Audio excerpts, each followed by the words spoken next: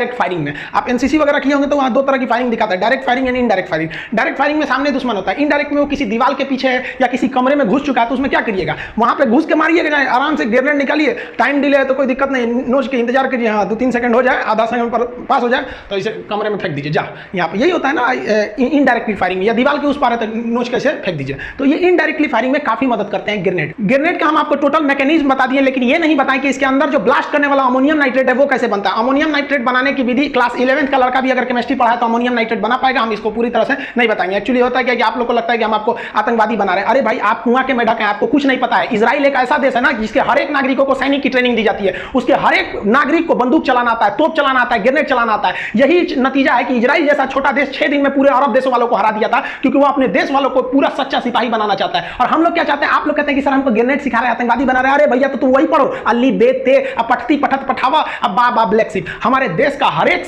बच्चा सिपाही होना चाहिए, क्योंकि हमारा देश जो है ना दोनों ओर से दुश्मनों से घिरा हुआ है, इधर चाइना, एक और पाकिस्तान, एक और चाइना। क्योंकि आने वाले समय में जब कभी युद्ध हो तो पूरी दुनिया देखे कि किस तरह भारत का बच्चा मारा था चाइना और पाकिस्तान को, लाहौर तक दौड़ा के मारो उसको, वहां बीजिंग तक। कैसे मारिएगा, बनाने आता है, ये रहेगा तब तो मारिएगा। यहाँ पर हम यही चाहते हैं कि हमारे देश का बच्चा देश के प्रति सोचे, और जब देश की जरूरत पड़े तो ऐसा नहीं है कि केवल फौजी जाके वहां शहादत देंगे। अपना इतिहास के स्वर्णिम अक्षरों में जब ये बात लिखी जाएगी कि जब पाकिस्तान और चाइना ने एक साथ भारत पर आक्रमण किया था तो भारत की महिलाओं ने घर में बारूद बनाया था और अपने भाइयों को दिया था, माथे पर विजय तिलक लगा के। मां ने बोला था कि सीने पे गोली खा के आना, पीठ पे गोली खाओगे तो तुम्हें मैं बख्शूंगी नहीं, अपना बेटा कहने से इनकार कर दूंगी। आएगा तब ना। क्या इस देश को बचाने की जिम्मेदारी केवल 13 लाख सिपाहियों की है? हमारा कोई फर्ज नहीं बनता है यहाँ पर? आप कहते हैं कि हम आपको भाई ये आप जानिए, आप कुआं के मेढक हैं, आपको नहीं पता है। हम बस यही चाहते हैं कि जब चाइना और पाकिस्तान यहाँ हमला करें तो उनको पता चले कि ससुरा हमको लगता था 13 लाख फौजी है, यहाँ का 130 करोड़ जनता फौजी है। आप भले हमें आतंकवादी कर लीजिए, लेकिन मेरा देश आगे रहना चाहिए। तुम सब राम बन जाओ, मैं रावण ही ठीक हूं।